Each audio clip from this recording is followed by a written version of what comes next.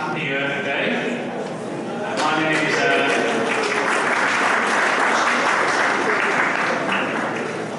My name is Ross Dixon. I work with the Raincoast Conservation Foundation, and I'll be helping move things along tonight.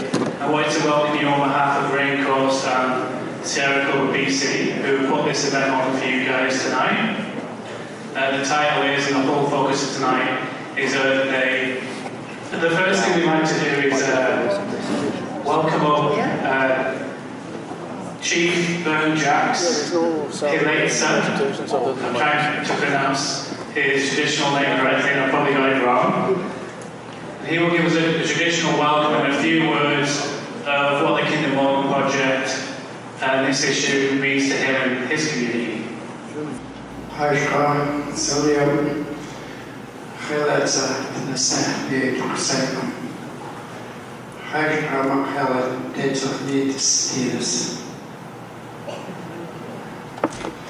Jesus and Tseycum, which made him Dixon.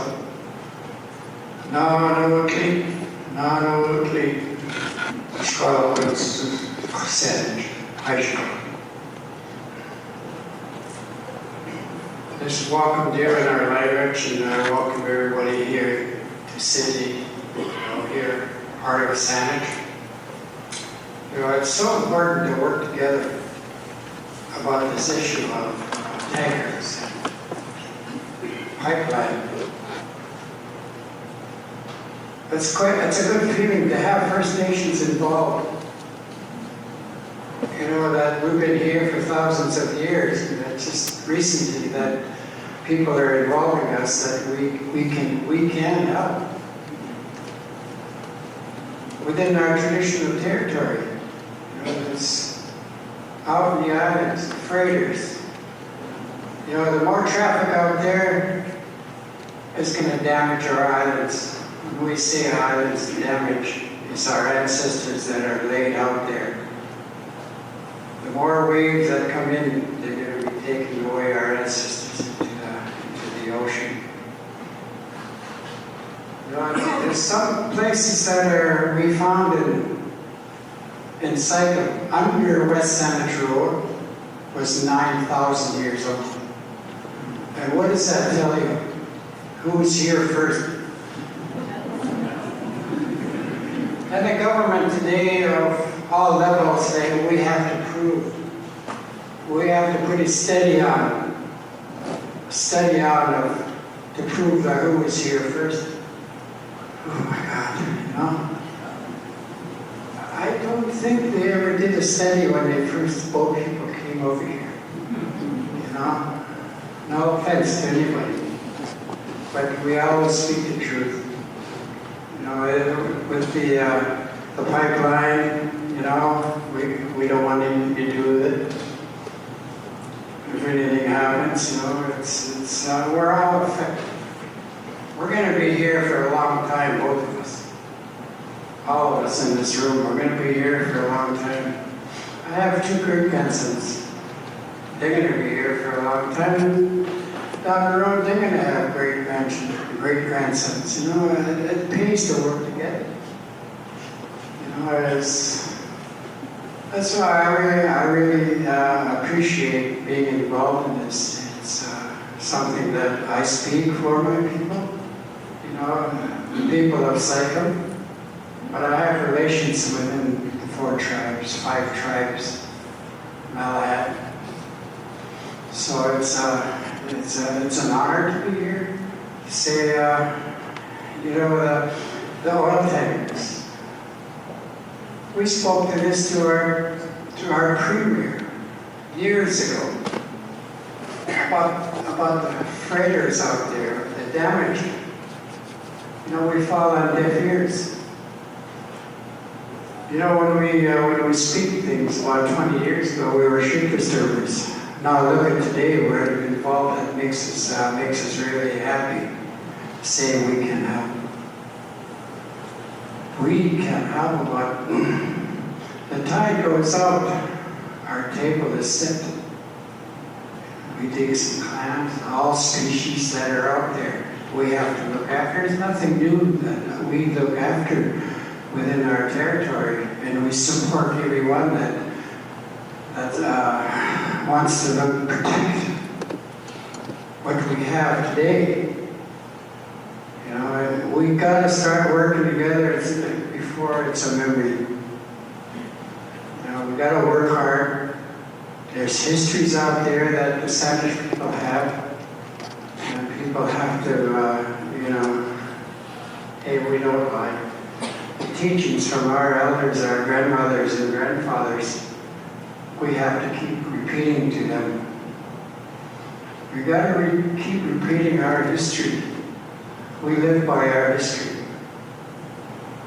That's how I live. My First Nations in Fay Lakes, I goes back 7 generations, as far as I can go back. So it's, I have my grandson, he's 25, 26 years old. He's Fay Lakes up. Orders from my grandmother, I get my first grandson, and my first great-grandson, he's Fay Lakes up, so that's going to be here for a while. But back to the ocean, you know, it's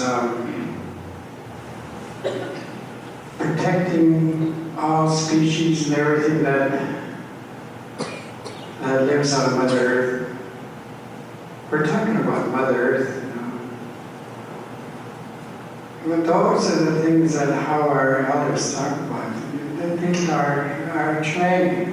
That's our teachings. And there is something that's running around here somewhere about the pipeline. It's, you know, the Winnipeg blow up there, that's really silent. Nobody talks about that blow up in Winnipeg. There's a blow up back there and nobody talks about that, you know, so anyway, I won't bore you. I have a relation here, a cousin, that he can add on what I've said. But I really encourage you, all the politicians that are here, or city politicians, to work with us. You know, what do you know about our islands out there? We have a lot of knowledge out there. You know, things that our what do you call him? Our Prime Minister. Yeah. I think that man has to be educated. His government has to be educated about the pipelines, and especially our history, the knowledge of our elders. You know, we have a lot of knowledge still here today. So, I just want to thank you, and you know, I hope the next meeting, or when the decision comes, that we can have a minute of silence on the Kingdom Market. Thank you.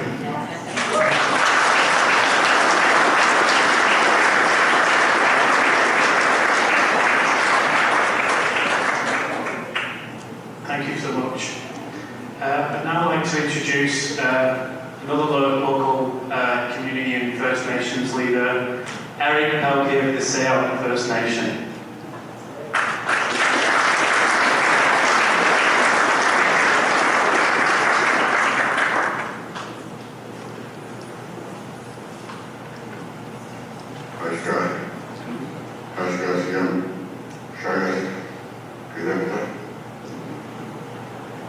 Thank you, my elder cousin here, for welcoming all of the people here today, welcoming you into our territory. You know, one of the things that as a hereditary chief, Tseycum is my hereditary name of Tsawout, one of the Saanich villages of the Saanich tribes. And I always feel I have to educate people in regard to who we are, especially people who are living in our territory. The Saanich refers to the emerging people, and that's where the name Saanich came from, because the people couldn't pronounce Saanich, couldn't pronounce Saanich, so they turned it to Saanich. And that's where the name Saanich comes from. And all this whole territory was ours, but it just didn't include the peninsula here, but went out into the Gulf Islands and the San Juan Islands also. That was part of our territory. We were chopped up by the creation of the American border. A lot of our people ended up to be on the American side. And when they refused to move out of their villages, they were not even registered as Native people, not members of any tribe because they refused to move. Saanich also refers to the great flood that happened here 10,000 years ago. And the great flood, and the people that listened to Hal, the Creator, went up to the top of what you know as Mount Newton, but we know as Tsawout. And there were the people that tied themselves in large canoes with long cedar ropes to the top of our Buddhist tree up top of Mount Newton 10,000 years ago and saved themselves from the flood. And when the flood waters receded, when the flood was over, the people that emerged from there are our descendants today, Saanich people. We are descendants of those people that survived. And that's where the name of Saanich came from, the emerging people. The emerging people that came from the Great Flood 10,000 years ago. So that's who we are. And that's how long we've been here on this land. And we've been here since before that flood happened.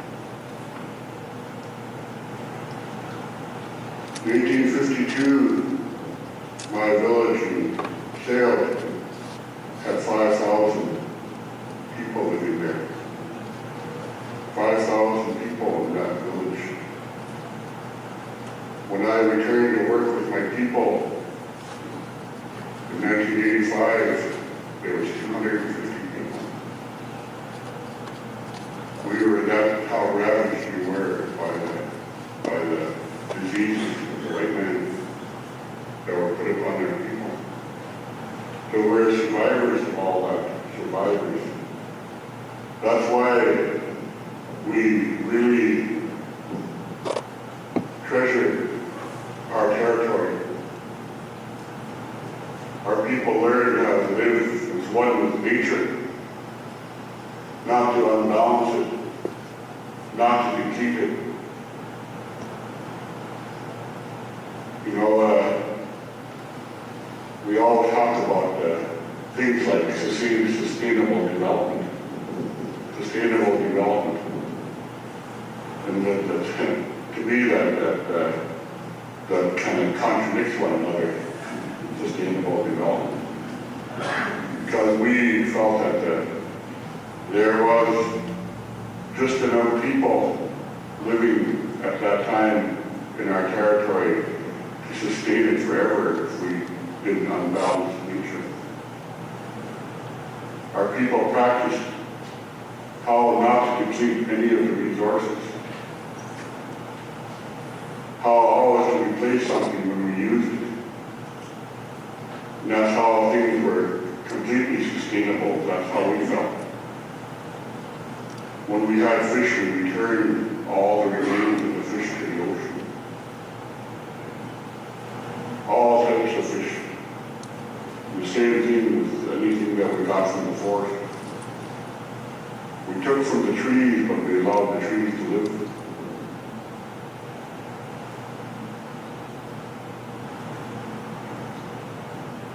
The First Nation is embarking on a study of Kinder Morgan's proposals that they put to the federal government and National Energy Board.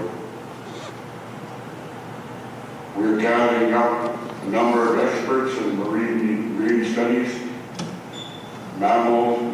sea mammal studies, anything that Kinder Morgan gets presented to the National Energy Board in regard to the things that could be affecting our territory, we're gathering up our own experts and we're studying their material.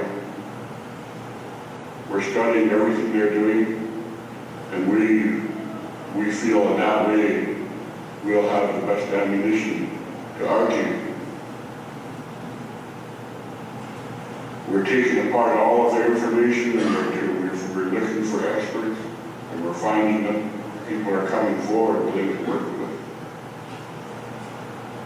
We did the same thing when we fought the TSX pipeline.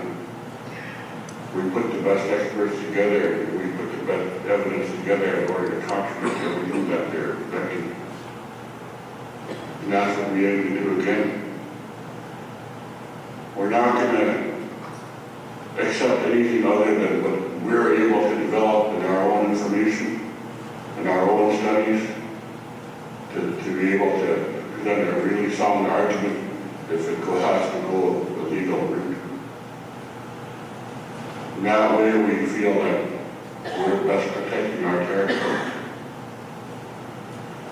We're recording all of our fishermen and the people that are harvesting out in the Gulf Islands. We're recording all of our people that are still out there. And we're showing that our people are still out there, and we're going to be able to prove it. So that way, when it comes right down, we'll be able to show people that we're still out there, and anything that they're going to do is going to affect us. We're all Douglas Treaty descendants, all Saanich people. The Douglas Treaty was signed in 1852 to protect our territory. But we've been practicing our Douglas Treaty rights ever since then. The treaty meant that it was a treaty with the rightful owners of the land, and that's what the Queen signed in 1852. And that's what we go by. We have a treaty. And anything that's a derogation of our treaty, we're going to fight in court. But we want to develop the best evidence. So that's the route that we're going.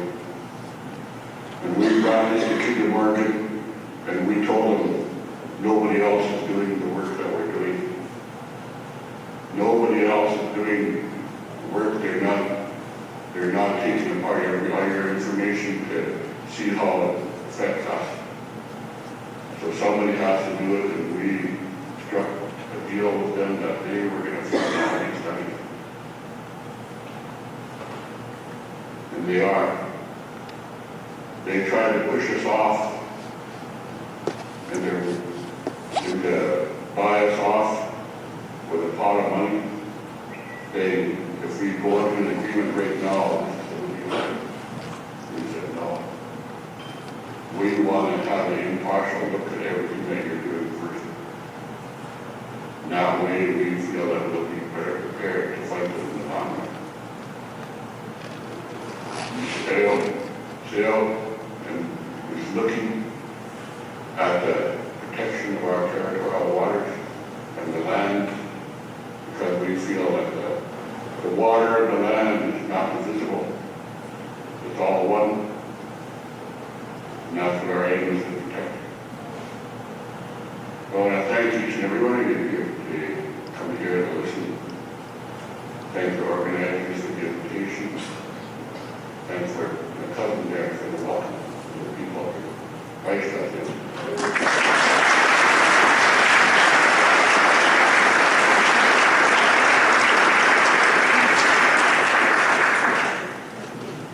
Thank you so much, guys. It's great to feel like we're probably welcome to the place that we're actually here, and it's great to think that we're working on the same things together with regards to Kinder Morgan. There's a lot of work to do, and it's great to know and make new friends doing that. Now really pleased to welcome our next speaker, who has been a friend to. Oh, I'm just being reminded that actually I've got something else to do before I do that. By these big slides behind me. So just super quickly, I wanted to just give you the 5-minute version of what the Kinder Morgan project is about. So Kinder Morgan's project, I'm sure many of you know this, but it's just a little bit of a recap recap. It's another tar sands dilute bitumen pipeline project coming all the way from Alberta's tar sands, which are the largest industrial project on Earth. We have this super ugly picture, but we decided not to show it, seeing as it's Earth Day. And basically, this pipeline will twin an existing pipeline. So there's already a Trans-Mountain pipeline that's 50 years old, was put in 1953. And the new pipeline will effectively twin it, which means instead of one pipeline, there will be two.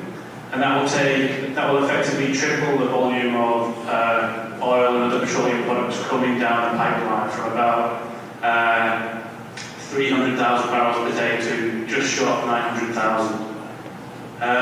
And in terms of what that means for tankers through this area, it increases it from roughly around, this is tankers from Kinder Morgan's own project, not a total number of oil tankers or marine traffic, will increase from around 70 a year to over 400.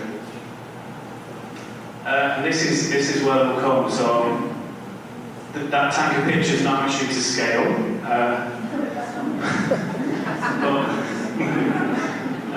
Maybe it's symbolic of the level of the risk. And these will be coming out of Vancouver Harbour, and basically you could probably see them from the end of this street here as they pass through the Gulf Islands and out through the Strait of Juan de Fuca. And Kinder Morgan's now put in their application. They put in their application, which is about 15,000 pages long, which many of us are slowly making our way through. It's not a riveting read, but it's an important one. And then the hearing process. So this is a process by which people like you and I and different agencies and First Nations can contribute. There's now been, they've issued what we call a hearing order, which tells us a little bit about how we can actually engage in the process. And this is already a radically different process from the one we experienced with Enbridge, whereby there's not going to be any oral statements from members of the public. There will only be presentation of final evidence. And the NEB also radically changed the scope of who was allowed to present. So you had to demonstrate that you were either directly affected or that you had relevant knowledge or expertise decided by the NEB. So whilst over 2,000 people applied to participate, many of those were rejected, and many of those who applied to participate as interveners were actually kind of downgraded just to the status as a commentator. So this kind of really speaks to the fact of how much industry is really dictating the scope of the process and how voices like your own can be heard. And this is part of the reason that we do events like this. Okay, so that was the 5-minute version of Kinder Morgan. You'll hear more from colleagues and Caitlyn and Andy and others in a short while. So our next speaker is Robert Bateman. Raincoast is really grateful that Robert's supportive of our work through the Art for an Oil-Free Coast project and other work. I'm sure many of you know Robert from his amazing work. This piece is actually on display out there in the centre, and this is the piece that Robert contributed as part of Raincoast's Art for an Oil-Free Coast project. So thank you very much. Robert spent 20 years as a teacher, teaching art and so on, before he actually became a full-time artist. And as many of you know, he's now an artist of summer play. He has many books to his name, television programs. There's 3 schools named after him. And he also has a number of awards, honours and accolades, including the Order of Canada and the Order of British Columbia. So I'd like to ask you all to help me welcome Robert to the stage.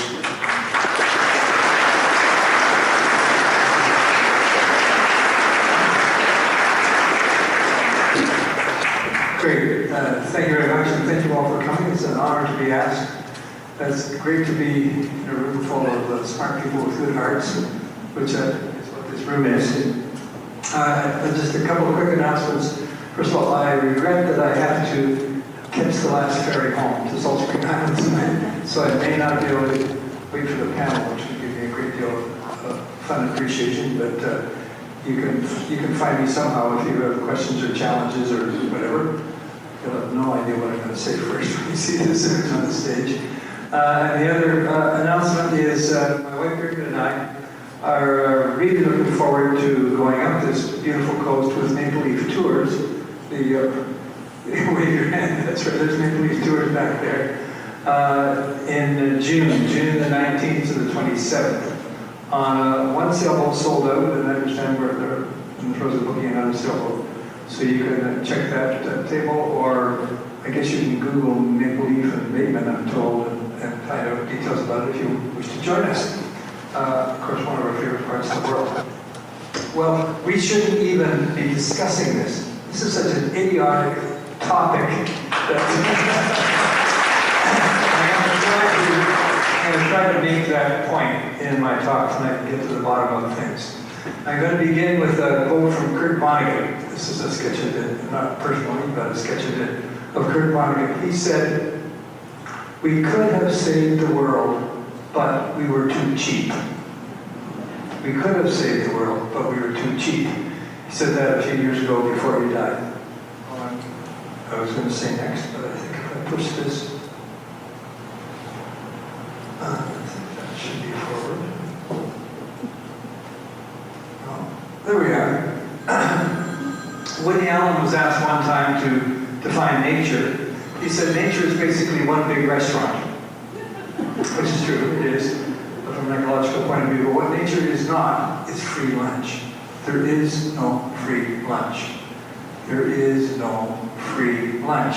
And you can pay now or you can pay later. But if you pay later, it's going to cost a whole lot more. It's like buying a car. And we seem to be saying, I'm not sure if I'm doing this right. I don't think it's working. Just let me know when you want to go to the next slide. I'll just say next. Yeah. No, you skipped one.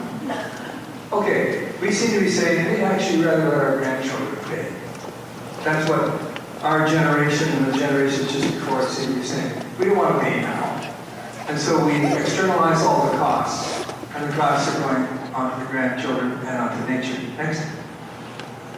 There are actually people in a country not too far away who absolutely hate taxes and they hate government, but they really love guns. I recommend those people all move to paradise. Paradise actually exists here on Earth. It's called next Somalia. They got no government, they got no taxes, and they got lots of guns. Paradise is perfection. And I honestly think, philosophically speaking and practically speaking, if we followed their projections to the ultimate degree, we would end up being, well, we're headed toward barbarism. I think we already are headed toward barbarism. In fact, the most civilized countries in the world are the ones with the highest taxes. Next. This is a book. You can partly blame my brain on the CBC. I've been listening to CBC AM radio since the 1940s. And Michael Enright on Sunday morning interviewed a chap who told me about this book. Tax is not a four-letter word. Canada cut $100 billion in tax revenues over a 5-year period. $100 billion. This is such a preposterous statement. I'm going to have to ask my friend Elizabeth May if that could be possibly true. Yeah. Oh, we have the lowest corporate tax rate in the industrialized world, half of the United States right now. Okay. So think of what $100 billion could do to make the world a better place, to make Canada a better place. It's almost beyond belief what is being done with. It's been called a jihad, cutting taxes. And it seems to be the only thing, you listen to politicians, the only thing I would hear in recent elections in the United States and here, vote for me, I'll cut taxes, and you put your money in your pocket, and you go to the mall and buy more stuff. So we can achieve salvation through shopping. Seems to be the philosophy, and that's why we're where we are today. We need a very high carbon tax. In fact, that's all we need to say tonight. If we want to improve the situation with climate change, we just need a very, very, very high carbon tax, which would partially replace income and corporate taxes. Investment in infrastructure and jobs would then be possible, and new tax incentives for renewable energy.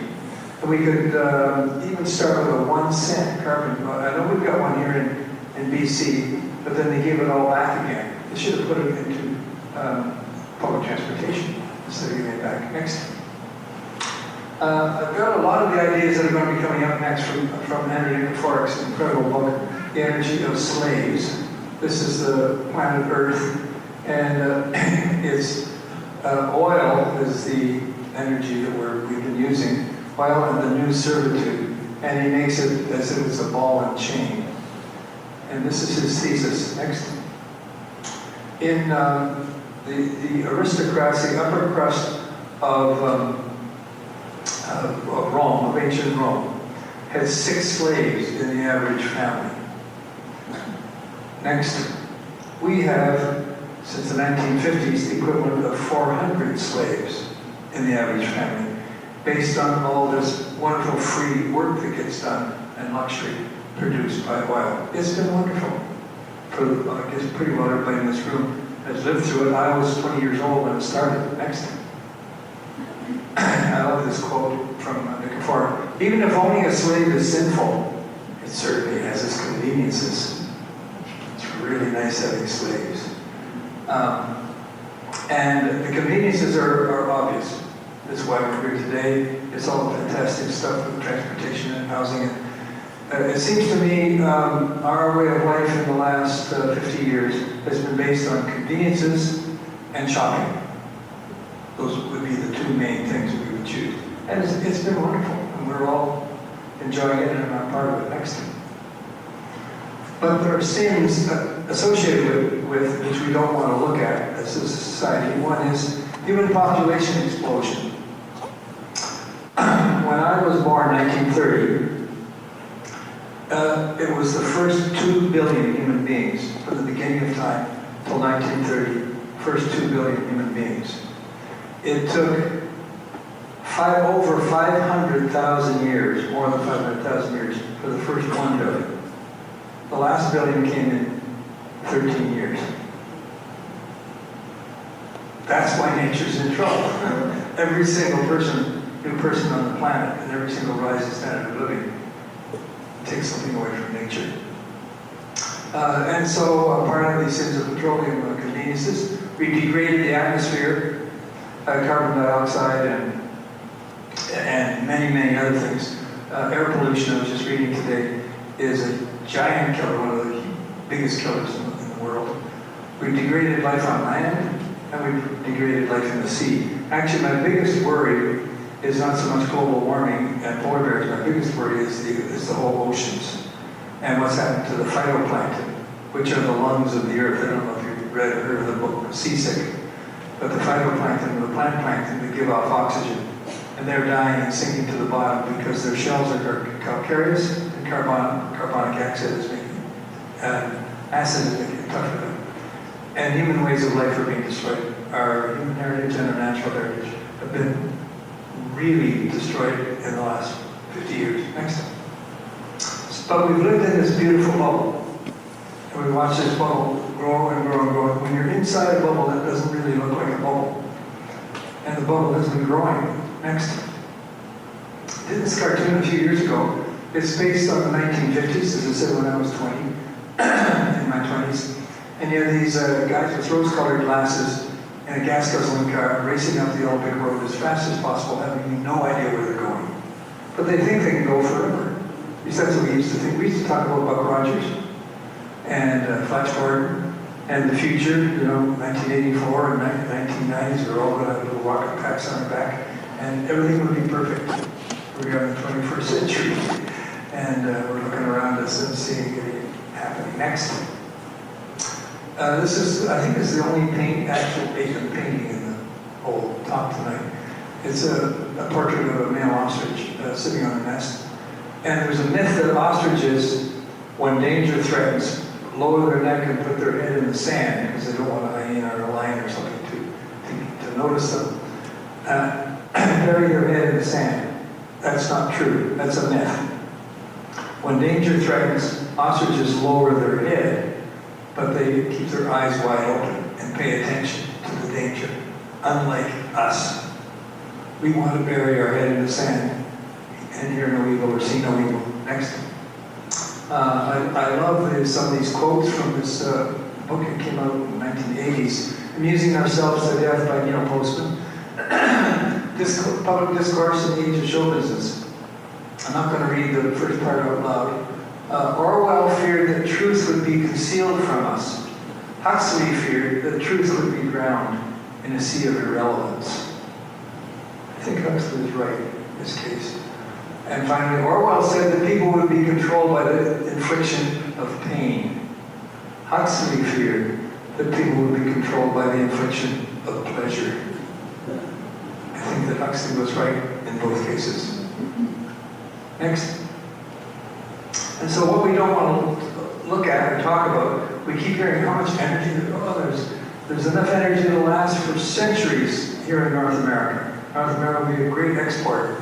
Of course, what they only occasionally mention is you got to do fracking to get at it, which is not only expensive, it's dangerous. But the expense is what people aren't paying attention to. I've heard it described by oil experts as a Ponzi scheme. A lot of money will be made at the beginning, and the costs are just going to go scooting up, and it's going to become almost prohibitive. Next. See what you think of this killer equation I got from a very, very prominent economist of London, England. In 1930, 1 unit of energy produced 100 units of energy. In 1970, 1 unit of energy produced 70 units of energy. In 2010, 1 unit of energy produced 17 units of energy. Tar sands and fracking, 1 unit of energy produces 3 to 5 units of energy. When I was born, it was 100 units of energy. Fracking is 3 to 5 units of energy. What is the direction? We shouldn't even be doing this stuff. It's ridiculous. And we're burning natural gas, a half decent petroleum product, to produce the tar sands. It's insanity. Next. A couple of books that I like. I heard these, Jeff Rubin interviewed a couple of times on The Current. He is a smart guy, former chief economist for world markets for Canadian Bureau Bank of Commerce. And the first book is Why the World is Going to Get a Whole Lot Smaller. That's because the price of energy is going to go up, which any sensible person who knows numbers knows. And so Walmart will have to buy its goods in Canada, and China will have to supply the domestic market. They already know it. They're already starting. And then another book, The End of Growth. But is that all bad? That is good, as far as I'm concerned. Next. One thing there's two things we shouldn't talk about anymore. Should never be mentioned in public discourse. We should never say tax burden or down with taxes. Should never say that again. We should never say we need growth. And in fact, all the politicians should be saying exactly the opposite. By the way, when I asked Elizabeth a question, I meant to say, I think we have sitting over in that corner the best politician in Canadian history.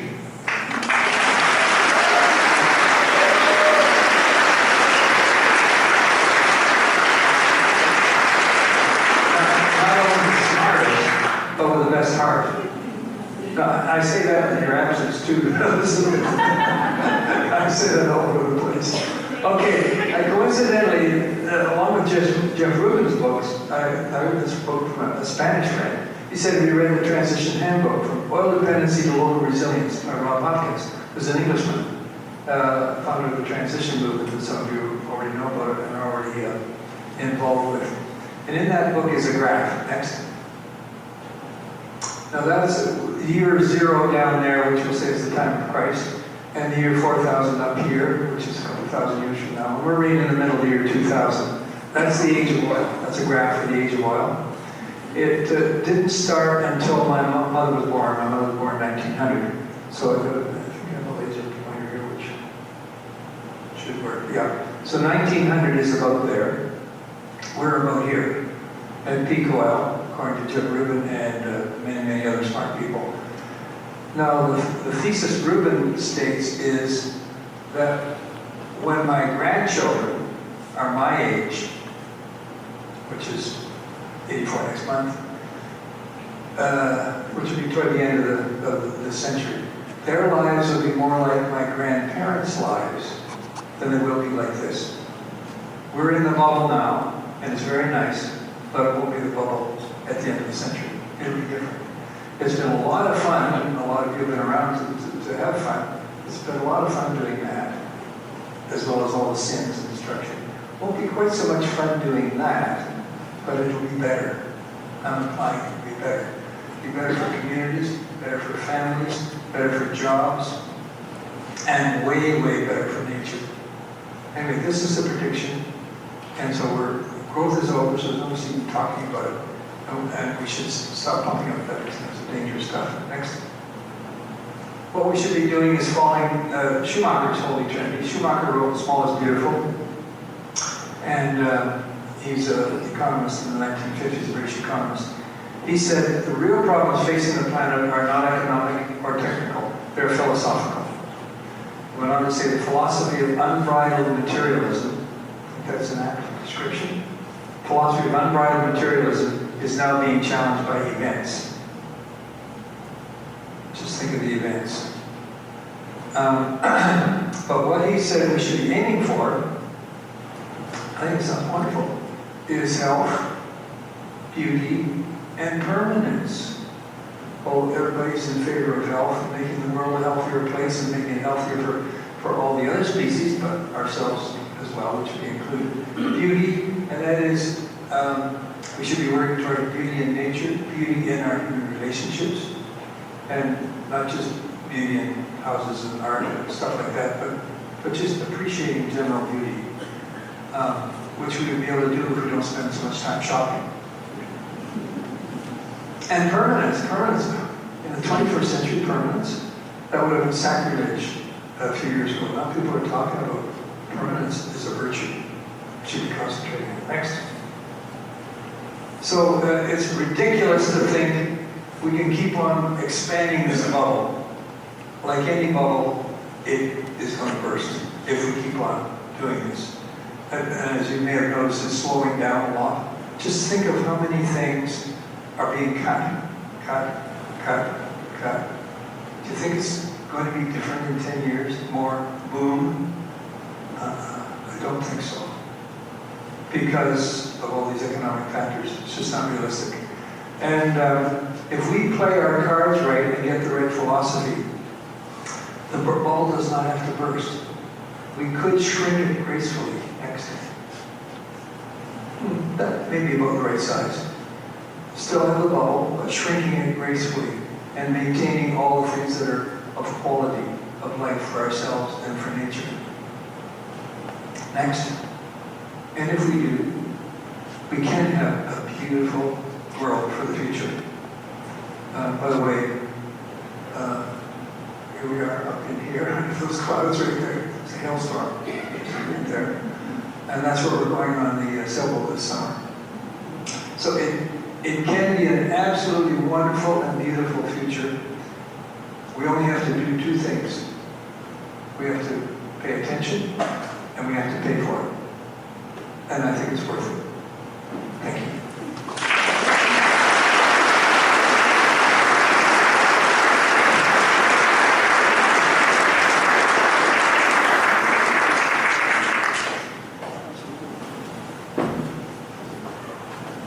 I'm told I have a lecture of 5 minutes of questions.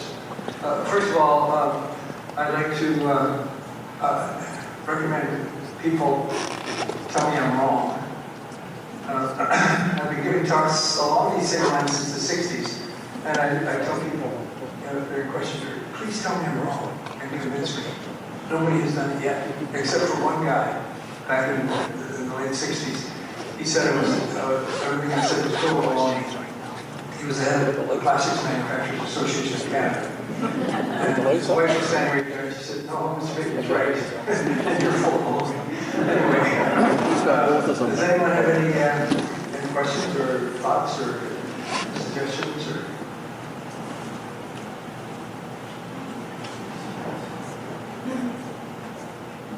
I have a question. Yes.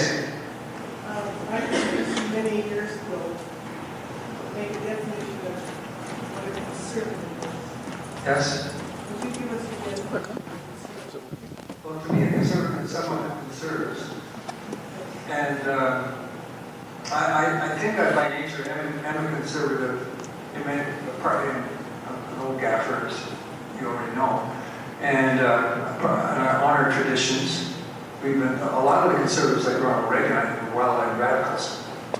They just threw out traditions and customs and got rid of our heritage as fast as possible.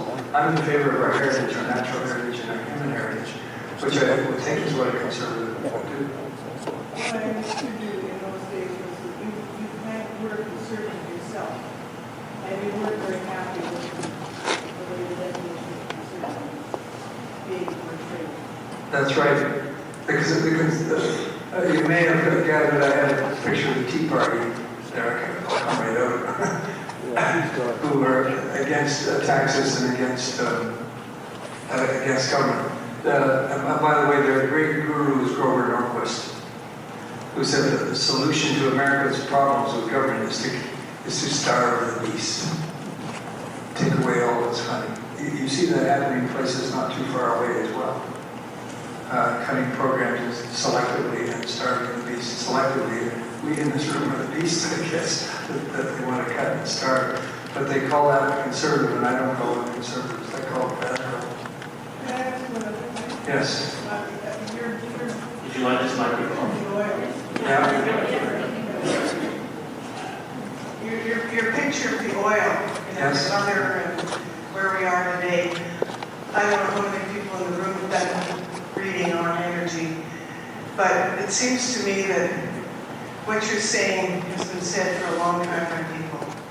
And I just think as human beings, we're going to do whatever we have to do to keep the lights on.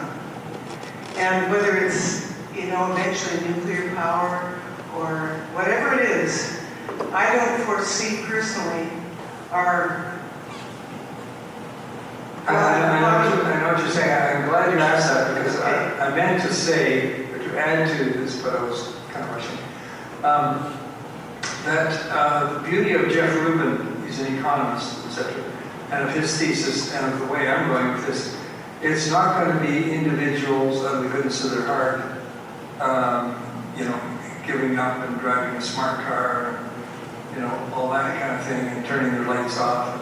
That's not going to mean anything at all. It has to be legislative, it has to be big stuff, but the main thing will be is market forces.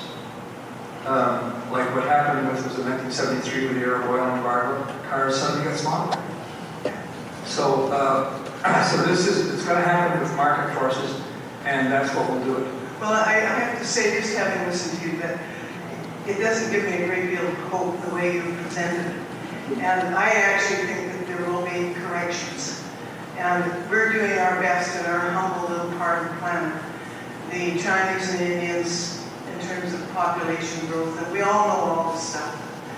But it's going to peak 2050, and then the numbers will start falling, from what I read, of the human population. So we'll do what we have. I don't think our kids are going to have to go and live, meager existence. It'll be a simpler life. But I don't think it should be seen as a great negative thing that's coming. A great what? A negative. No, as I said, I think my grandparents, who were in Spring Hill, Nova Scotia, they had good lives, and their carbon footprint and their footprint on the planet, on nature, was pretty small compared to ours. So I think it will actually be better for humanity to get, in fact, I just was writing an essay today for a talk I'm giving in Skoka. If people spend their time looking at the beauty of nature and the beauty of human relationships instead of the beauty of shopping. I honestly think lives will be more fulfilling in the future. What we do about human population, we're already kind of working on that by feeding pharmaceuticals to all of our livestock. And pandemics may get going, and that might take care of a few million people, if not million. So that's not going to be fun for those people.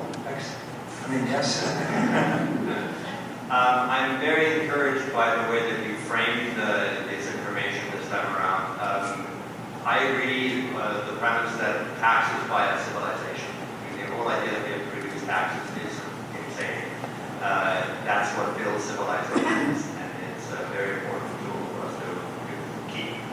The other aspect of it that I wanted to comment on, if I may, is the whole notion that you refer to your grandparents and their standard of living or their way of life and how it's changed with the carbon level.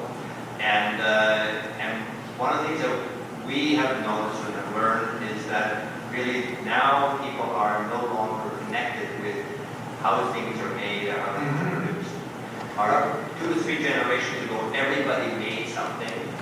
We all consumed, but we also produced things. Today, we're just consumers. We don't do anything anymore in our society at large to actually make anything, produce anything, grow anything.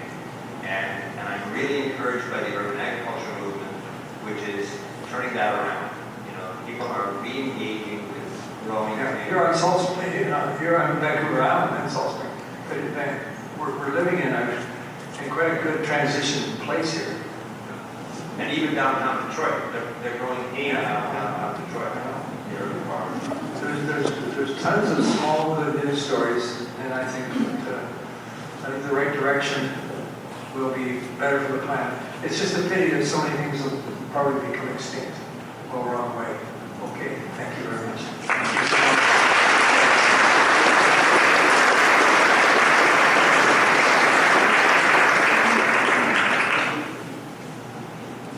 So now I have the pleasure of introducing one of my own colleagues, Andy Rosenberger. He's one of our Raincoast biologists. I guess one thing I could say about him is he was one of the brave gentlemen and ladies of Raincoast who took the stand against Enbridge a while back now and prepares to kind of do the same as Kinder Morgan loops around with a similar kind of process. And he does a huge amount of work on our wild salmon program with his colleague Misty, and has spent a huge amount of time reviewing Enbridge's assessment, and he's just beginning to do the same for Kinder Morgan. And he's also the brains behind our fantastic drift cart project, which is probably one of the most fun and exciting projects that I've been involved with, period. So without further ado, please welcome Andy Rosenberger.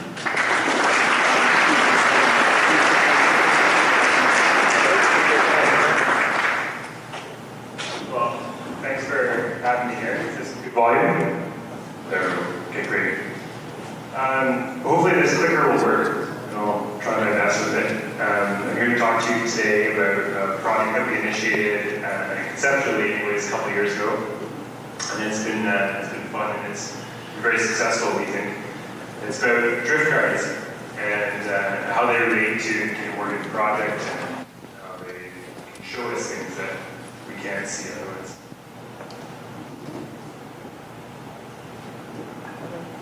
Doesn't appear to be. Okay, what are drift cards?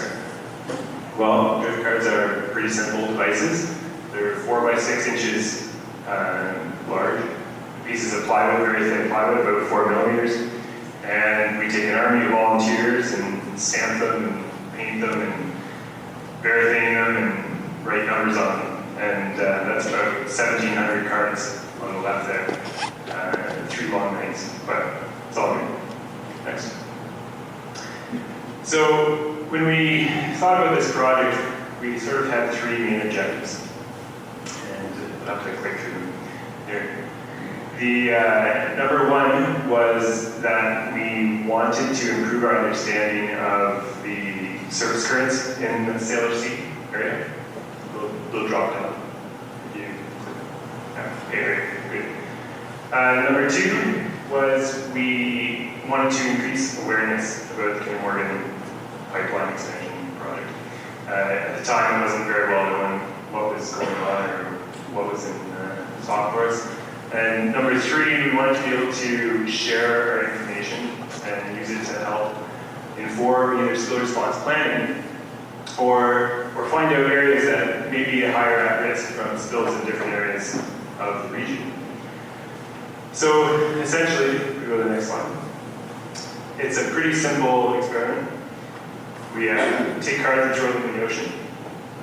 Doesn't get much simpler. And we try and engage students or First Nations where we can, and it was very effective. We got a lot of media attention, which is really good. But by and large, what we ended up seeing was a lot of really interesting results, which I'll kind of lead you through here in a sort of high-level overview. Next slide. So in October of 2013, last year, we put 1,644 drift cards into the Saanich Sea area, so the Strait of Georgia, Arrow Strait, and the Wanafuga, marked by the red triangles. So we put about 200 cards in each spot. We followed that up, click through the further.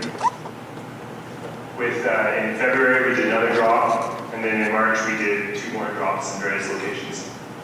Mostly we wanted to center around the turn point area, which is sort of where all the arrows intersect there. It's a fairly high risk section of the route that runs from Vancouver. Tankers and freighters have to pass each other. There's lots of vessel traffic, especially in the summer. And it's fairly central to the shipping route. We wanted to make sure that we covered the whole route from all the way from Vancouver down. And I mostly, just because we're in Sydney, I'm mostly going to focus on some of the turn point results. Next slide. So why so many cards? We obviously are conservationists. We don't like polluting, but the data that we get from this study is definitely far greater benefit than the small amount of cards that we're putting into the ocean. And one of the things we wanted to look at was seasonality. So hopefully we'll be doing more, but we have now fall, which was October, and then we have 2 drops in the spring. We want to look at the difference between ebb and flood tides, where the cards go, and then we also want to look at different weather patterns that would happen. And so next slide. So this is a map showing the recovery locations of all the cards that have been found. So lots of recoveries. Have any of you found, has anyone found a card here? Oh, well, they've been watching? Okay, good. One there. Great. Good. So essentially what happens is people will find these cards and they'll either phone us or report it by email, or they can actually go to a dedicated website and place their marker. And we were really happy with this. We got about 40% recovery, which is about 1,000 cards back so far. Very, very large spatial extent, all the way up to the high Hawaii and the north end of Vancouver Island. And I was kind of expecting to see that, but I'm really happy that we actually saw that. Next slide. So we're just going to play a tiny little video here for you. This sort of demonstrates how ocean currents work. Obviously, being near an ocean, most of us are probably familiar with it. The arrowheads indicate direction, and the length of the arrow indicates the speed of the current. And you can see down in the bottom right there, where we had some really long arrows that had a lot of current and bound the pass, which is one of the areas just over in here, right there. The vessels transit and make a sharp current. So as you go up through the ebb and flood tides, the arrows change in reverse directions. And so if we go to the next slide. How does this influence card movement? Well, we click it. We know that the cards move through the ocean and they follow the currents. They're also affected by wind and waves as they move. And we know that they behave in a similar way as oil. Now, we're not saying that they're exactly the same as oil. They aren't, obviously, there's major differences. But they do behave in a similar fashion. They follow the currents, they're affected by wind and waves, just like oil. And while we don't know the exact route that they take, we do know where they end up, because people report them. And we know approximately when they're found. Sometimes we know that they're found on a really popular beach, we know they're found everywhere. So this is just an example. Next slide. So Kinder Morgan has done a lot of modeling in their application. and they use very high power computers, good modeling systems. And so what does a spill at turn point look like? If there was one to happen. Next slide. So here we have a stricken vessel, and it's leaking oil. Click. So this is going to come up here, and this is from their own application. So it wasn't me making this up. And I don't want to misrepresent it. It's not one single spill, but it does cover quite a large area, as you can see. And what they did here is they took a whole bunch of simulations. So they took 300 simulations over 3 months and sort of added them all up. And they said, well, the dark black area, that's where you have the highest probability of having oil from any given spill. So for sure, glides aground. You have 95% chance of having oil within that black area from any of those 300 spills. So pretty likely that you have oil there. As you move further out, the light gray is 1%, for example. So you can sort of see how the impacts lessen as it goes out. It's not to say that this is the only extent of the spill. It could be much greater, because they only used a very small volume of oil here. They use a full tanker. And then if we start adding our drift card results into it, we can see that from our first drop in turn point, we get card recoveries. And then if we add the rest of them in from Arrow Strait, we get another set of cards. And then if we add the rest of them from the spring, we get a whole bunch of card recoveries. And our results sort of, they match quite well with what we're modeling. So that's, I guess, encouraging and also discouraging. The big thing here is that modeling ends after 15 hours, or 15 days, sort of. And obviously, oil spills don't end after 15 days. It's hard to recover oil, and there's probably still be some up there, even though they suggest that 80% of the oil will end up on shorelines. So we go to the next slide. We have historical precedent. Unfortunately, we have many historical precedents. This is one. 1989, the Exxon grounded up in the top right there, and over the course of almost 2 months, the oil spread about 800 kilometers, and obviously moved further than just 15 days worth. Next slide. You can see that, just sort of track down what happened. It was calm when it first grounded, and then a big storm came up and blew the oil around. Next slide.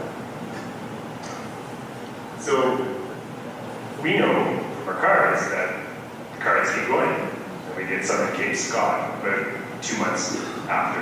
Now that was when they were found. We don't know exactly when they got there, but obviously before they were found. Next slide. And they keep going even further. So we got cards on the central north coast there in mid-January and then Hawaii early February.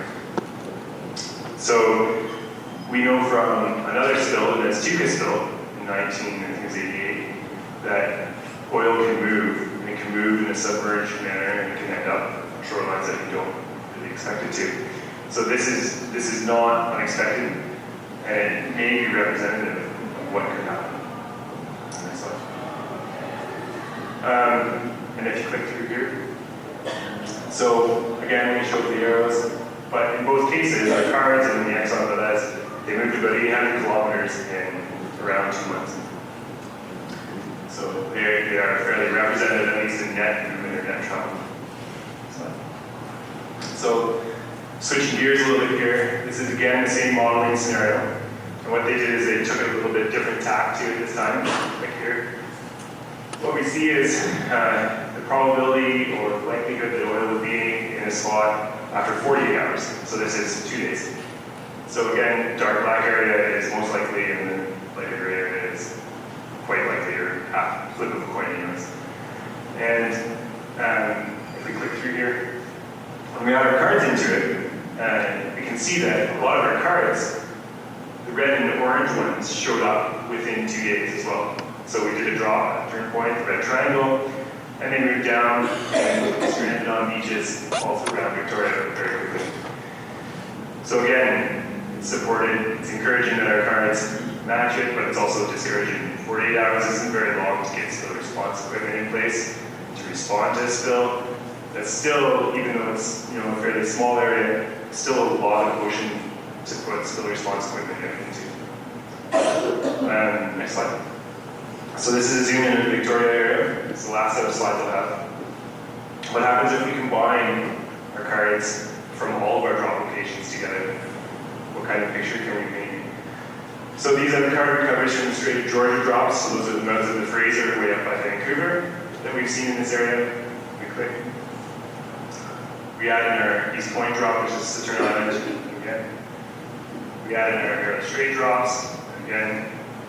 We add in our spring drops. It's a lot of shoreline color there. And it's a lot of color. There's actually 9 different drop locations here. So cards from 7 different locations and 3 different timings ended up on these shorelines. So we're pretty likely to get impacted from almost anywhere that still happens. On this shit here. That's sort of the preliminary results of our drift card study, and we're continuing the analysis and research. We hope to do more card drops in the summer to get other seasonal perspectives on it, and hopefully that at least illuminates our project for you. Thanks, Paul, for coming.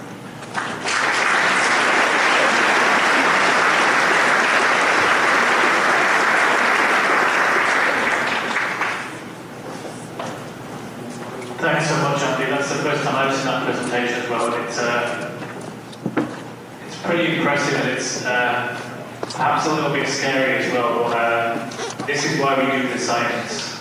So we try and come to this whole debate from an informed place, and it really gives you a bit of a, maybe not a wake-up call, because I think a lot of people are already aware of the risk, but just a bit of reality about what a spill would actually look like in a location like the Saanich Sea. And now, although my next speaker seems to disappear, I thought I'd lost the speaker right in the wrong moment. Now it's kind of the part of the evening when we start to turn things around a little bit and also start to talk about what are the options for us to get engaged, what are the options for us to still have our own voices heard and contribute to this debate. So, while technology is learning to talk to itself, I want to introduce Caitlyn Vernon. She's a campaigns director with the Sierra Club of BC, and she spent a lot of time campaigning for really significant projects, capture and conservation projects in BC, including work to protect the Great Bear Rainforest, including work to try and prevent the Enbridge project from happening or being built. We always kind of quip that the project will be approved. It's really a question of whether it will be built, and I think that's still the case. And also a lot of work on the Kingdom Holman project. So I'm very happy to introduce Caitlyn.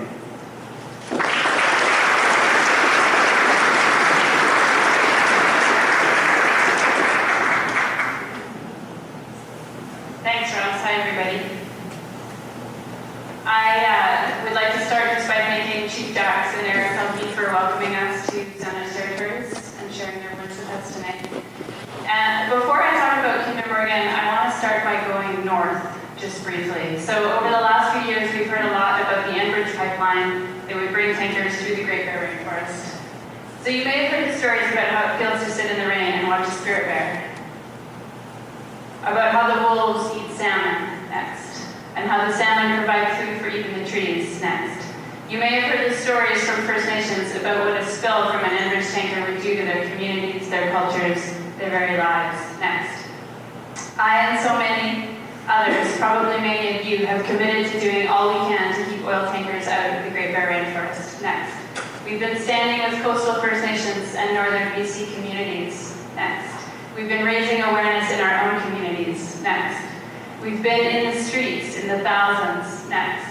We've been speaking our minds to the Federal Joint Review Panel. The opposition is loud and clear, and yet the federal government seems to be doing all they can to make it possible for them to approve this pipeline.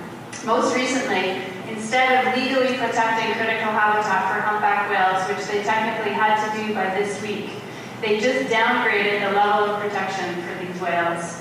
So now is a crucial time to keep speaking out about Enbridge. The federal cabinet is about to be making a decision in June, and it's really important that we keep up the pressure. Contact your elected representatives, write letters to the editor, organize fundraisers to support First Nation legal challenges. There's a lot we can do, and it's important that we keep speaking out next. And now at the same time, we have this other pipeline and tankers, over 400 tankers a year proposed through these waters that we call home. We know that accidents happen. We know that oil spills are not possible to clean up. A successful cleanup is a misnomer. Success, and by industry standards, is 10 to 15%. That's not a cleanup. And that's also not diluted bitumen, which is even harder to clean up. Next. So stopping these pipelines is an environmental issue. Next. It's a jobs issue. Pipelines are not job creators unless we want short-term jobs, toxic jobs in oil spill cleanup. Next. It's a human rights issue. It's about respecting First Nation decision-making authority. Over 160 First Nations have declared a ban, have signed the Save the Fraser Declaration, using their Indigenous laws to prohibit the transport of tar sands crude through their lands and waters. Next. Coastal First Nations have declared a ban on tankers. First Nations who live near the tar sands in northern Alberta are experiencing unusually high rates of cancer. This is about respecting basic human rights. Next. And it's a question of whether we think those of us who live here should have a say in what happens here. As Ross mentioned earlier, the National Energy Board either denied or downgraded hundreds of applicants from local residents who were wanting to participate in the federal review of the Kinder Morgan pipeline. This process is profoundly undemocratic. It's designed to silence the voices of British Columbians on an issue that directly affects us all. Next. The review process explicitly denied participation to anyone who applied because they were concerned about the impacts of this pipeline on climate change. Next. Yet we know that any oil that doesn't spill from a pipeline or tankers will spill into the atmosphere as greenhouse gases when it reaches its destination and is burned. Next. Climate change is game on. It's not abstract, not something for the future, it's now. Our ocean is already acidifying. Just recently we saw the millions of scallops that died and the workers who lost their jobs as a direct result of climate change. Next. So we face a choice about what kind of future we want to live in. To maintain life on Earth as we know it, the science is clear. We need to keep fossil fuels in the ground. That means no more pipelines and tankers. Next. And don't let anyone tell you that this is just about saying no, because when we say no to tankers, we're saying yes to a future with a livable climate, with salmon, with good jobs, with clean drinking water. Next. If we took the $5 billion, now it's more, but the original $5 billion invested in the Enbridge Northern Gateway pipeline, and we invested that instead in renewable energies, energy efficiency, and sustainable transportation, that same $5 billion could create as many as 20 times more jobs. Next. So what can we do? What do we do in the face of all of this?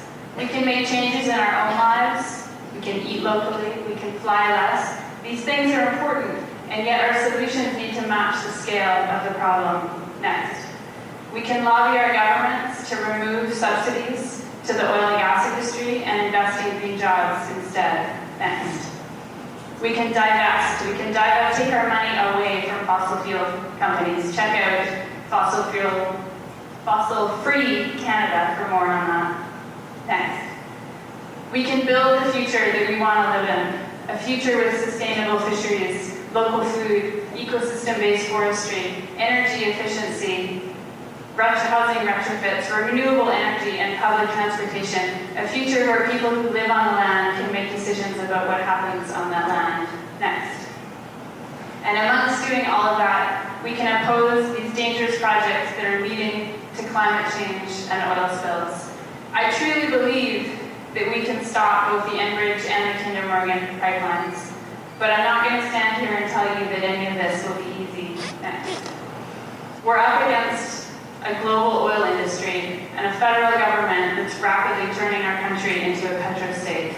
We're seeing what making decisions based on oil looks like.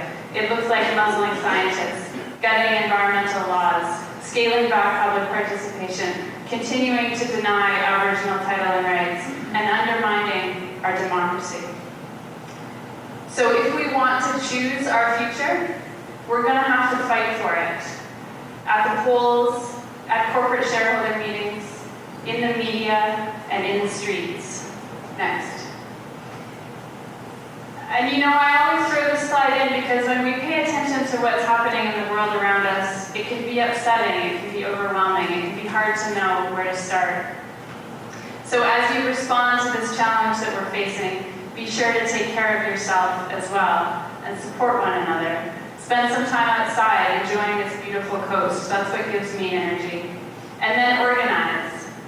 Because this is our home that we're talking about, and I, for one, am not going to sit quietly. Next. If you want to get involved, do what you have energy for. For each of us, that's going to look different.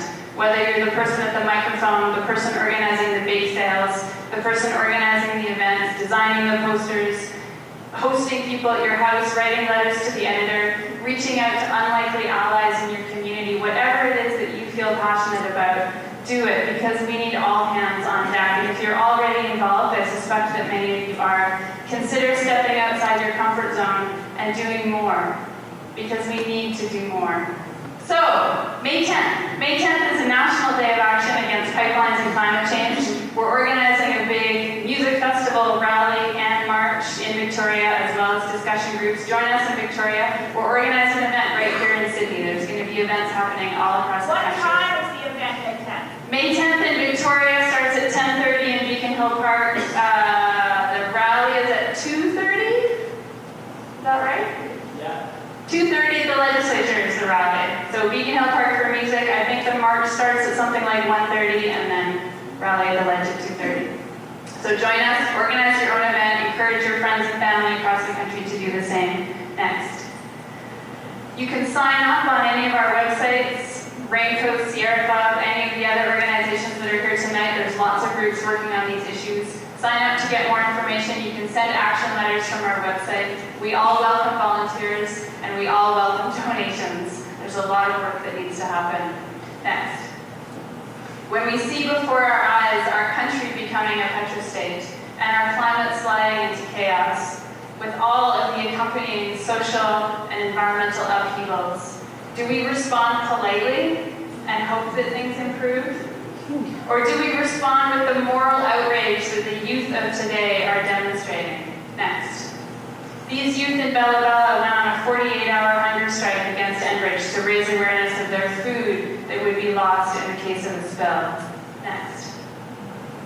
So in and amongst everything we do, let's dare to dream the impossible. Let's not just stop these pipelines. Let's transition our society off fossil fuels and save our climate while we're at it. We can look to history for moments of inspiration, moments when the seemingly impossible happened. Next. And so I am hopeful. I'm hopeful that if we work together, we can shift away from a dependence on fossil fuels. We can build a world that's based on respect for one another and for the earth. Thank you.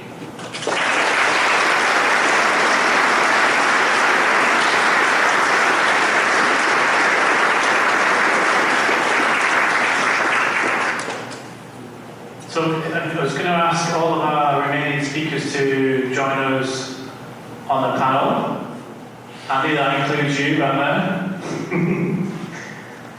And before that, we'd just like to provide the opportunity for your MP to say a few words.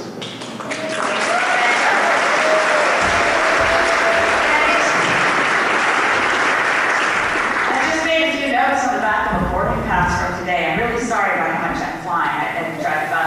I buy carbon offsets. I'm the only MP who does it, but it doesn't help. I mean, it's still a quality.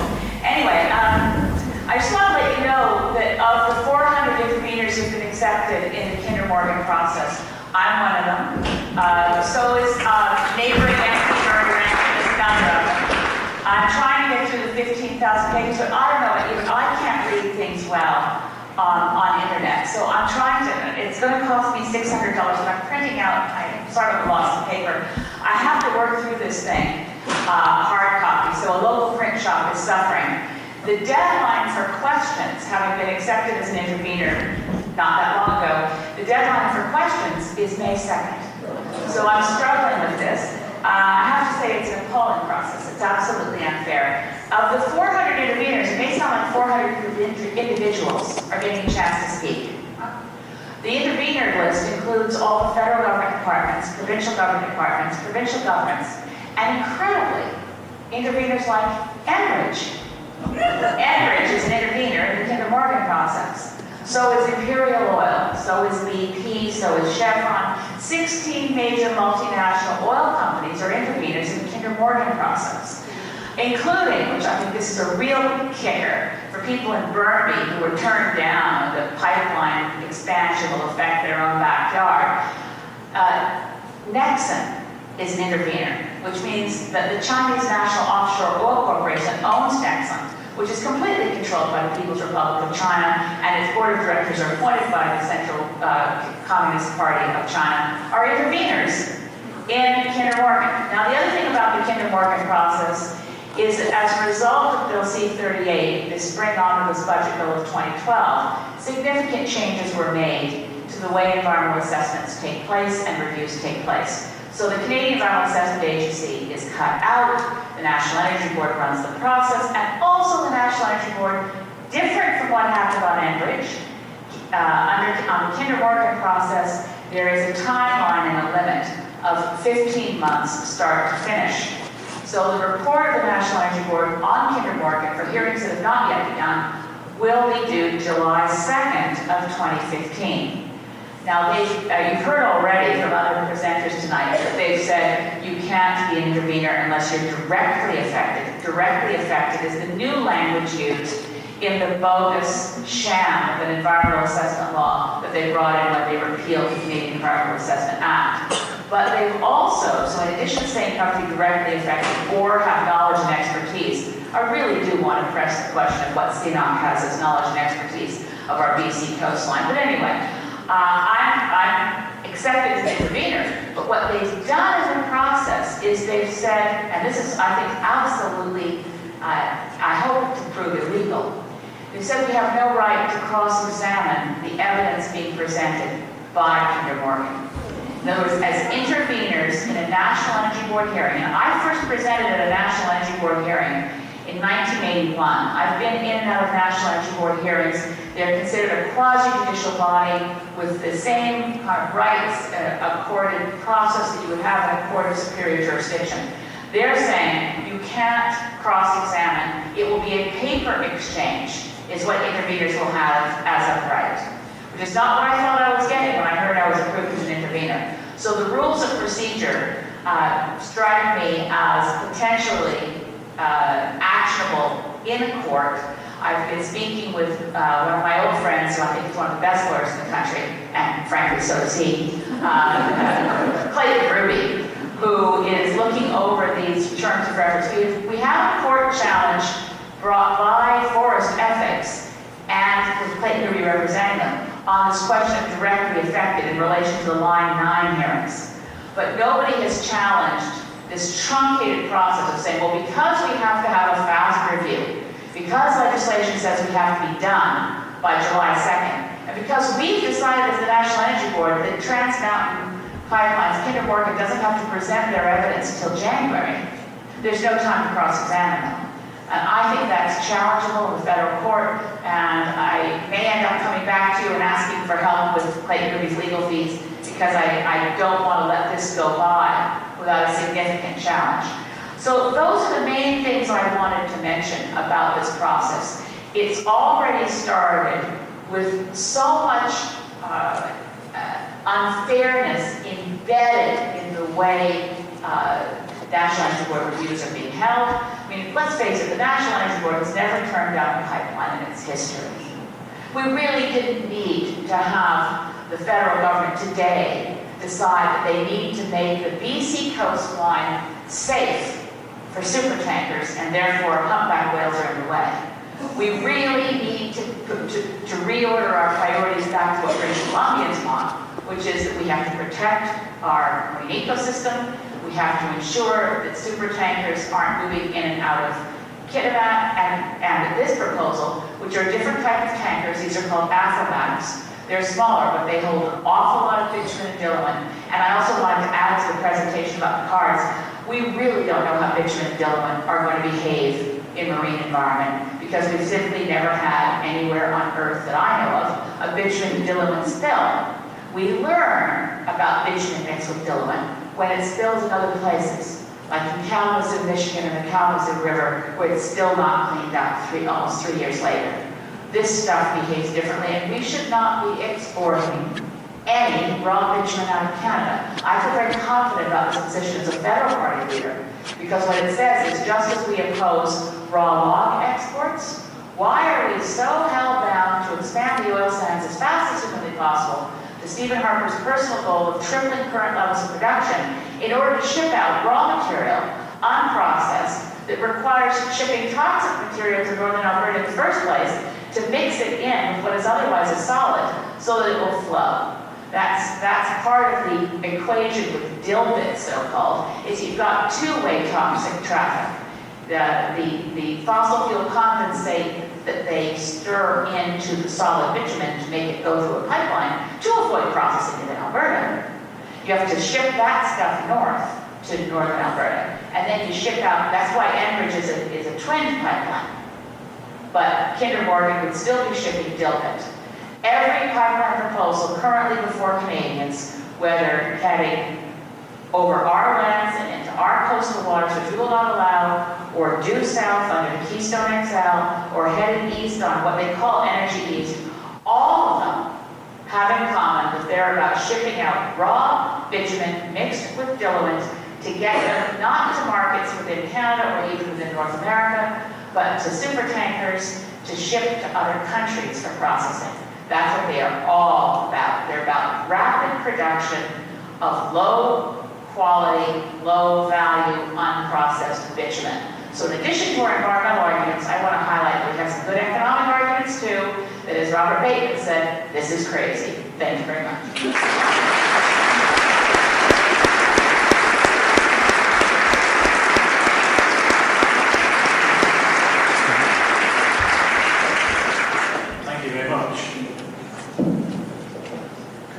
So this is your chance to ask questions of our panelists. I think there was a gentleman, is Gary Holman here? I think I promised Gary the first question. So if this microphone works, please follow Gary's example and ask a question of anyone you like, and we'll see if we can get it answered. Thanks very much. Thanks everyone for coming. This is a great event tonight. Thanks to the Sierra Club, Raincoast Conservation. I just want to say, as the MLA for Saanich North and the Islands, I'll do whatever I can to support groups, individuals who want to participate in the hearings. The NDP official opposition will be making a submission. It would be great if you could inform us about the content of that submission. And by the way, we have some cards, I think, where Mr. McDuffie is sitting there. There's some cards that we brought where people can document the values that they are concerned are at risk in the Salish Sea and document those. We're going to present them to our Premier, Clark, at the first opportunity when the legislature resumes. I do want to say just one thing about the process. Let's not forget that the provincial government signed a so-called equivalency agreement, which essentially ceded the environmental assessment of not just this project, but Northern Gateway as well, to the federal government. And so that, I think, is part of the root of the problem here, is that our provincial government has ceded its authority, ceded its jurisdiction, and its role in evaluating the implications of this project. And I think the problems that we're having with the federal government, as Elizabeth so clearly and others have described, are trying to narrow participation, democratic input into the process. I think part of the root of that is the fact that the provincial government has ceded its authority. So, my question is, I'm not sure that I have a question. Just to remind people to sign the cards. I guess I'm an economist by background. It was heartening to hear Robert Bateman. Economists aren't really necessarily the most popular people in the world, but Robert did quote a few of them, including the gentleman was talking about peak oil, the effect that the marketplace will eventually have on our oil-driven economy. So to a certain extent, I guess the question is whether the timing is going to be adequate, but to a certain extent the market will respond to scarcity. But I guess my question is, are the groups that are intervening, are they looking at the value of the resources that are at risk, actually quantifying that value? Because to me that's the fundamental issue here is the risk to the resources. Caitlyn talked about the value of the jobs that a pristine coast will generate, and what's the value of those resources that are at risk, and are these groups doing work on that? And I'd be happy to help on that. I've done that kind of work in the past. Thanks. Thank you.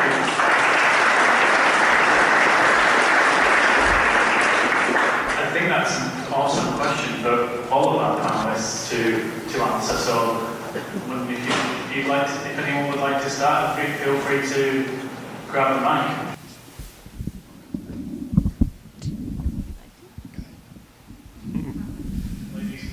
Two mics? All right, we have two mics. I don't actually know, Sierra Club is not intervening, so we are free to critique the process from the outside.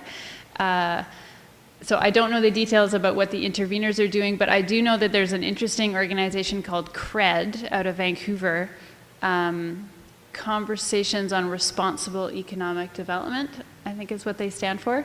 And they've done some valuing around the jobs that would be put at risk by Kinder Morgan. And so they did a study looking just at the Lower Mainland.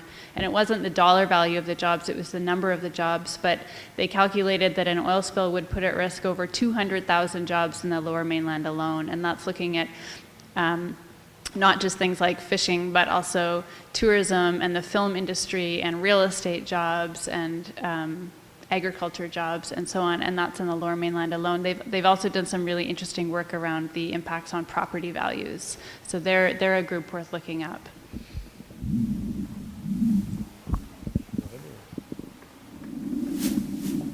I think what we're looking at is protecting, not jobs. We want to prevent any oil spills that we don't want to create damage of oil that's coming to our territory. So just thanks for your question.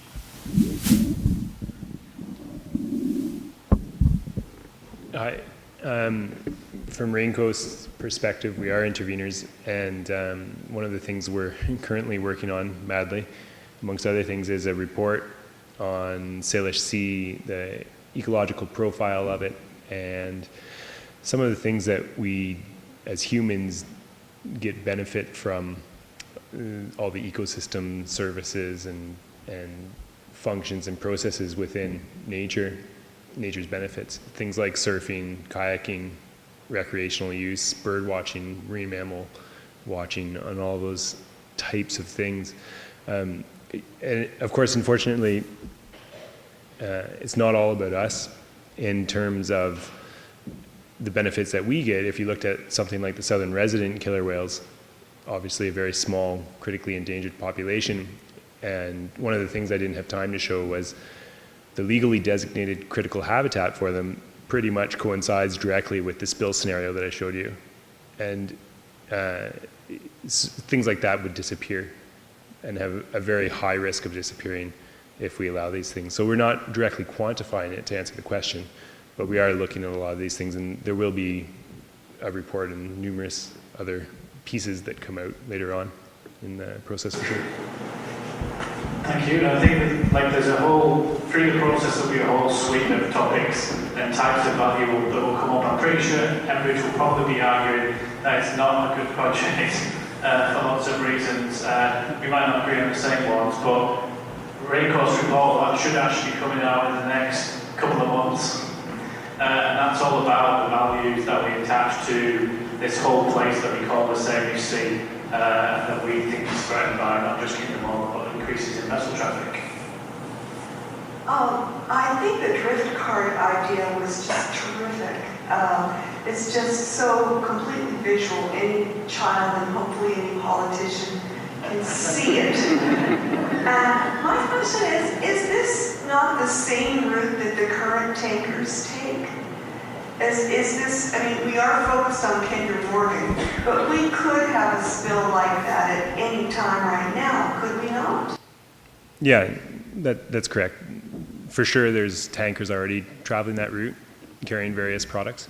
We're looking at a 500% increase in tanker traffic from Kinder Morgan, but it's not just tankers. There's all kinds of different proposals on the table throughout the Saanich Sea, including the BP refinery expansion, Pacific Gateway coal terminal, Roberts Bank expansion, there's jet fuel terminal in Fraser Estuary, the list goes on. And any of these large ships have tons and tons and tons of bunker fuel. And bunker fuel is probably just as bad as dilbit in terms of a spill. So it's not just tankers, there's huge container ships we see every day, there's a lot of traffic out there, and any one of those ships could cause a major spill, for sure. And my point is, it seems to me that we would strengthen what we need to continue to do by not letting just Kinder Morgan occupy the space in our focus. I feel like we're caught up in one of those news events where every night you see 45 minutes of the same story because it's the news. And I just think that what can happen to us any day with all these other things, we need to always just make Kinder Morgan a small part and always in our vision, but there, like you outlined so well, we're vulnerable every single day to all of this. Yeah, I think it's important that we look at the big picture of not just Kinder Morgan and Enbridge, but also coal. And we haven't even talked about fracking and LNG and all the proposed LNG terminals that would bring something like 1,000 tankers a year carrying liquefied natural gas through the same route that Enbridge has proposed to travel. So we need to look at the bigger picture, kind of the root causes, erosion of democracy, all of this. I do think, though, that focusing on Kinder Morgan, the existing tankers are also Kinder Morgan. And when Kinder Morgan took over the pipeline in 2005, they have increased the number of tankers from something like 12 per year to something now fluctuating around 80 to 90 tankers per year with no community consultation. They have also started transporting diluted bitumen in the existing pipeline, and the majority of the tankers that they are currently shipping past our shores are carrying diluted bitumen, which we do not have the ability to clean up. I mean, even conventional oil, we don't have the ability to clean up. So, and also on Kinder Morgan, while we're on it, while you've got me going, Richard Kinder used to be an executive of Enron, and Kinder Morgan actually used to be called Enron Liquid Pipelines. And so this is the kind of corporate responsibility, or not, that we're talking about, and I do think we need to be focusing on them and asking the questions about the existing tankers as well as the proposed increase, and talking with municipalities. What would happen if we had a spill tomorrow? Who would clean up? What are the health impacts? What are the health impacts on first responders in our municipalities? These are the people who are going to be suffering the impacts, and this could be a reality tomorrow. So I agree with you. We need to be talking about that as well.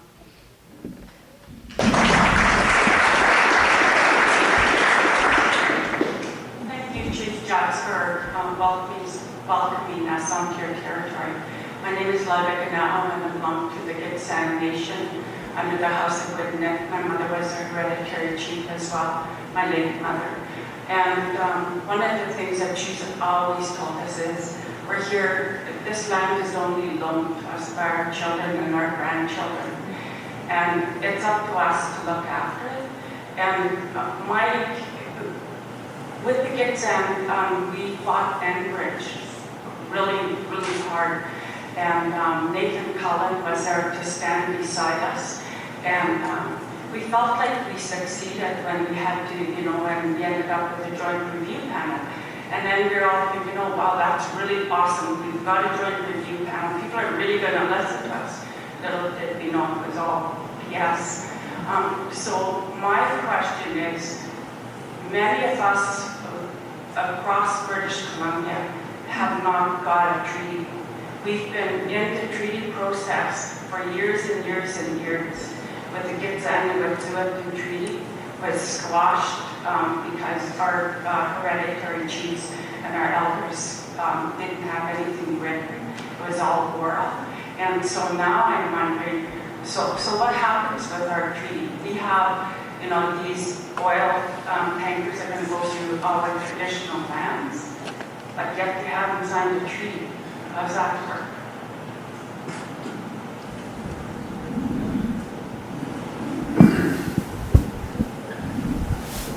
Thank you. We look at the inherent right of our people. You know, the treaty is only a tool. We look at the protection of our inherent rights of our people from day one when we were born. Our people were here. So, yeah, we have a Douglas Treaty, and there's a lot of our people that are not in the treaty. But you have a right to protect what we own, protect what is out there. You know, I just want to mention something about the freighters. It's not only about hauling oil, transporting oil. That's what are they flushing out there? Thank you.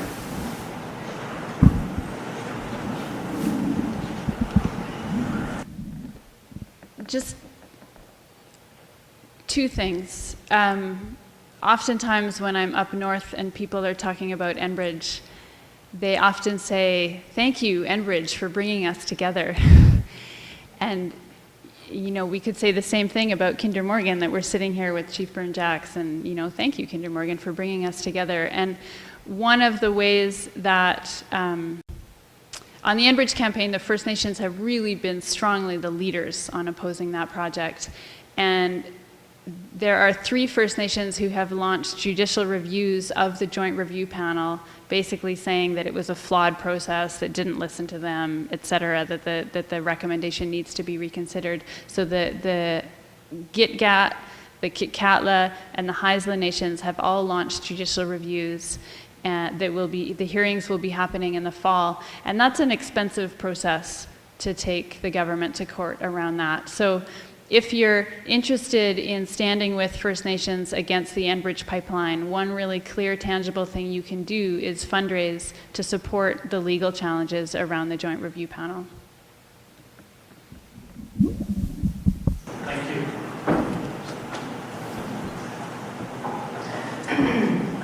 Hi, I'm here, I guess, because I'm looking for maybe a little bit of hope. I feel like this is such a David and Goliath kind of story. There's 73% from what I've heard of British Columbians who are against the increase of the Enbridge pipeline expansion. Who won on the David and Goliath contest?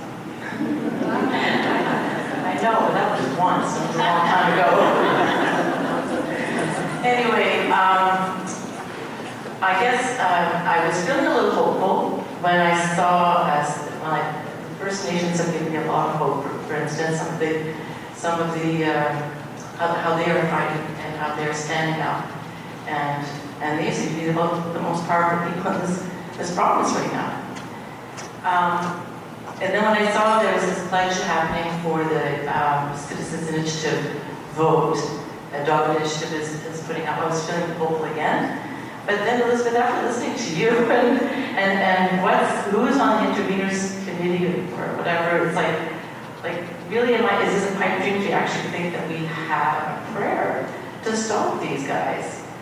I would really like to think so, but I guess I'm here because I just hope. Gary Holman was here a moment ago. He said, you know, he's willing to work with us. That's great. I'd like to put one of these petitions in his office tomorrow if I could, or anybody here in the city who would like to have another petition for the pledge in their business to get people to sign it. That's just a little thing. I'm just one person that is very busy and I can't do too much. But what do you think? I mean, is there a way of stopping these insane people that are destroying are just really wanting to destroy the planet for the sake of their bottom line? I asked for the mic first just because if I made you feel less hopeful, I have to apologize. They're not going to get away with any of this. But it takes a lot. I Stephen Harper actually went to the exercise of listing in PMO at one point, he did personally, but he had a list drawn up of those entities that they thought of as hostile to the PMO and those that they thought of as friendlies. And they listed all the environmental groups as hostile. So they listed the National Energy Board as friendly. I mean, this is not an arbiter that they worry about which way it's going to decide. The fight is here, and it's based on, yes, the First Nations have constitutionally enshrined rights and particular abilities to go to court, but we can't stand back and let First Nations do all the heavy lifting. We've got time here when we've got to be at the rallies when the rally is called. We've got to raise money if there's a First Nations court case. And we also have to buy time because, you know, rotten governments do fade into history, and this one will quickly do so. And there is time to stop every single pipeline project that's out there.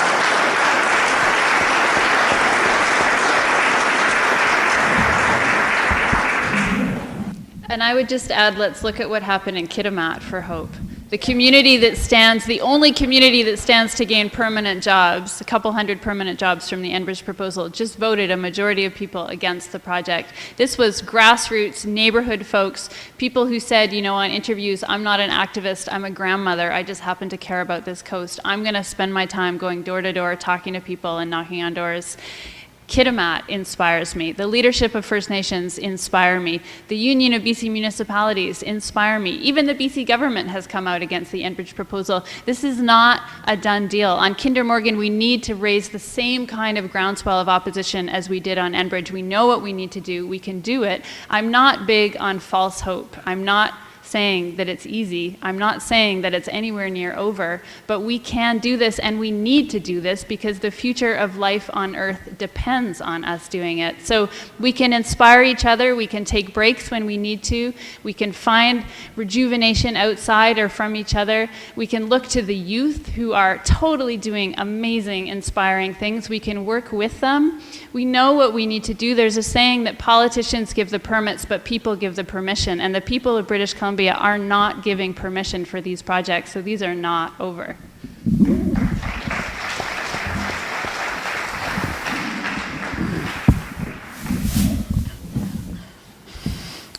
Well, you look around in this room, we are hope.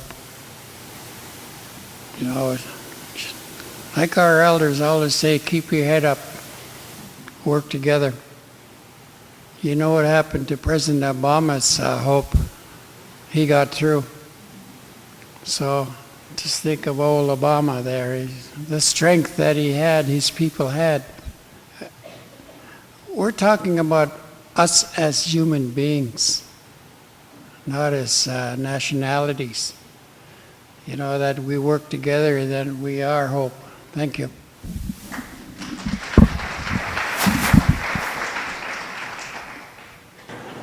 Next question, please.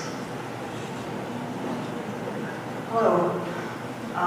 Yeah, thank you. And thank you to everybody who had tables here with such amazing information and to let us know how many people are out there working and that they need lots more volunteers and, of course, money.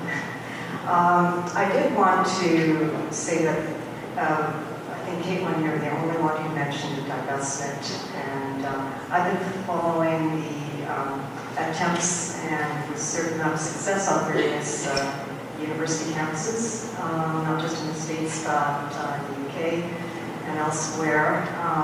I think that this is probably the one thing that has given me the most hope. It seems that if we can get the universities to divest from fossil fuels, and then, you know, look at our unions and even our personal portfolios, come and ask about, you know, your investments, your pension plans. If these questions are being asked constantly at the banks and all financial institutions, and enough pressure is brought to bear, then I do believe that the oil corporations will start to think that their future is not in fossil fuels, and then they'll start putting their efforts elsewhere. We wonder, why are we looking at all the ill effects of oil spilling all over the oceans? We shouldn't even be taking it out of the ground, as been said. We know about, the future of the world is not down this path. And the corporations don't care about the future of the earth, but they do care about their future. So I kind of feel like we need to get after them. Get your money out. Thanks.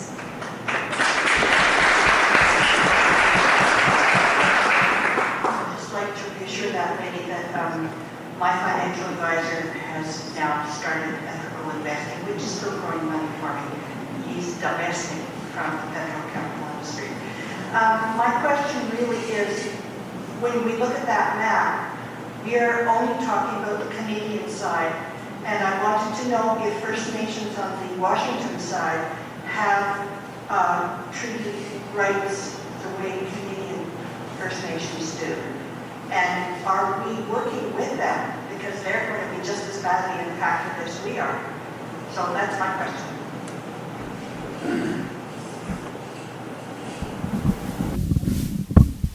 The answer is yes, they are. They are going against the freighters and the oil. You know, right now, as we speak, they're meeting, talking about the strategy of how to stop what's going on. Also accepted as interveners is the state of Washington Environmental Agency and the US EPA. I don't think they're going to like this proposal one bit.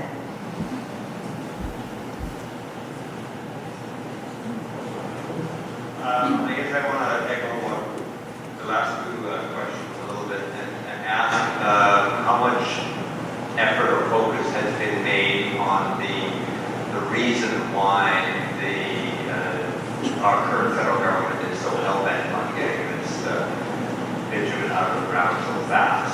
And I would suspect that their economists are just as smart as Ruben is, and they know that there's a very short window of opportunity to sell this stuff, because the world is waking up to the fact that this is dirty oil, and in about 10, 15 years when they're in full production, nobody in the world will want to buy it.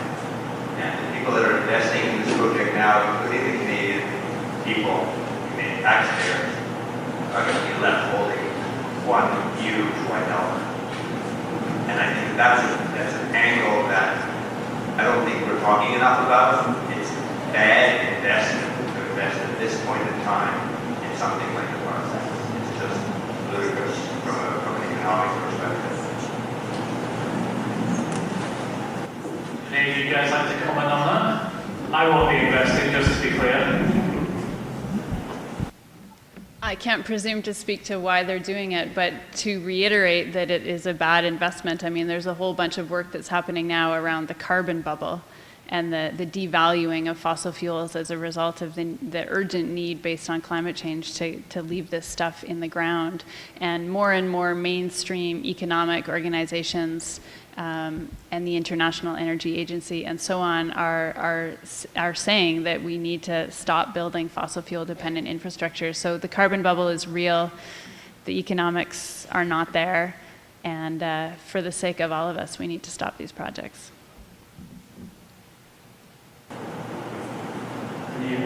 Anyone have anything to add? I think that sounds like a pretty awesome place to end. Pretty much at time. Maybe there's a couple more questions. Can I just ask this gentleman to maybe take the last question? I'll be brief. Is it true that somebody who builds a pipeline has only a 20-year window of responsibility for it, that at some point in the future they can simply abandon a pipeline? This was a point brought up by a Nebraska rancher who did not want a pipeline put in his ground. He said, in the future I will pass my land on to my sons, grandsons, granddaughters, and so on, but that oil company can simply abandon this pipeline at some point in the future. And thank you, Chief Jacks, for making us welcome. I'm not sure the answer. I think basically it does depend on where you build the pipeline, and Kinder Morgan are proposing different options for what they would do with a pipeline, and what they call abandonment in place, i.e. leaving it where it is definitely one of those options. And I'm not sure what the responsibilities are after that. They're not responsible for any of the shipment once it leaves the port, right? Once it leaves the wharf, it's not the pipeline company. So Enbridge, Kinder Morgan, they have no liability whatsoever for a bitumen filament spill from a tanker that picks mix up the product at the end of the pipeline. I have heard, though, that if you want to decommission a pipeline, I think you have to go through a National Energy Board hearing process. That seems like a good place to end. So just before we do, thank you to all of you guys for coming out. Thank you to our sponsors, which are Maple Leaf Adventures over in the corner, and Simply Whale Watching in the opposite corner.